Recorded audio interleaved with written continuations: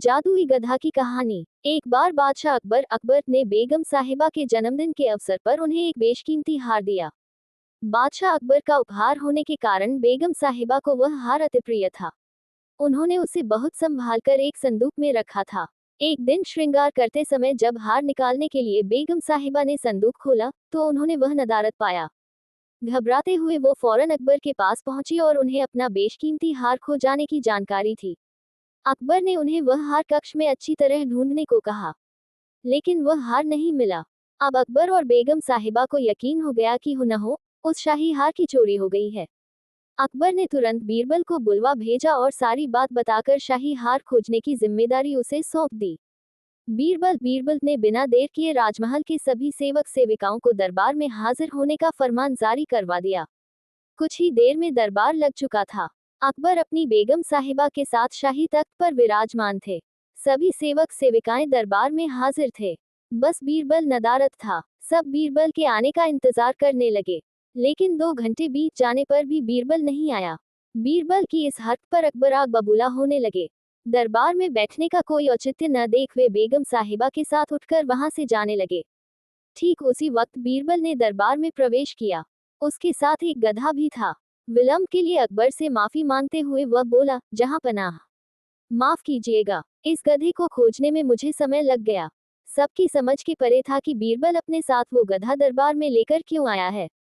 बीरबल सबकी जिज्ञासा शांत करते हुए बोला, ये कोई साधारण गधा नहीं है, ये एक जादुई गधा है। मैं ये गधा यहाँ इसलिए लाया हूँ ताकि ये शाही हार के चोर का नाम बता सके। बीरबल की बात अब भी किसी के पल्ले नहीं पड़ रही थी। बीरबल कहने लगा, मैं इस जादुई गधे को पास ही के एक कक्ष में ले जाकर खड़ा कर रहा हूँ। एक एक कर सभी सेवक सेविकाओं को उस कक्ष में जाना होगा और इस गधे की पूंछ पकड़कर जोर से चिल्लाना होगा कि उसने चोरी नहीं की है। ध्यान रहे आप सबकी आवाज बाहर सुनाई पड़नी चाहिए। अंत में ये गधा बताएगा कि चोर कौन है। बीरबल गधे को दरबार से लगे एक कक्ष में छोड़ आया और कतार बनाकर सभी सेवक सेविका उस कक्ष में जाने लगे। सबके कक्ष में जाने के बाद बाहर जोर से आवाज आती, मैंने चोरी नहीं की है। जब सारे सेवक सेविकाओं ने ऐसा कर लिया तो बीरबल गधे को बाहर ले आया। अब सबकी निगाहें गधे पर थी, लेकिन गधे को एक ओर खड़ा कर बीरबल एक विचित्र हरकत करने लगा। वह सभी सेवक सेविकाओं के पास जाकर उनसे हाथ आगे करने को कहता और उसे सूंघता। बादशाह अकबर और बेगम सहित सभी हैरान थे कि आखिर बीरबल ये कर क्या रहा है।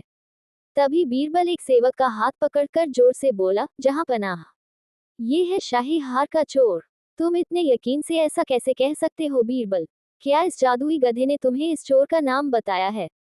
आश्चर्यचकित अकबर ने बीरबल से पूछा। बीरबल बोला, नहीं हुजूर, ये कोई जादुई गधा नहीं है। ये एक साधारण गधा है। मैंने बस इसकी पूंछ पर एक खास किस्म का इत्र लगा दिया था। जब सारे सेवक सेविकाओं ने इसकी पूंछ पकड़ी तो उनके हाथ में उस इत्र की खुशबू आ गई। लेकिन इस चोर ने डर के कारण गधे की पूंछ पकड़ी ही नहीं। वह कक्ष में जाकर बस जोर से चिल्लाकर बाहर आ गया। इसलिए इसके हाथ में उस इत्र की खुशबू नहीं आ पाई। इससे सिद्ध होता है कि यही चोर है।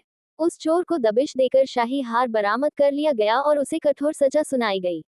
इस बार बीरबल की अक्लमंदी की बेगम साहिबा भी कायल हो गई और उन्होंने अकबर से कहकर बीरबल को कई उपहार दिलवाए।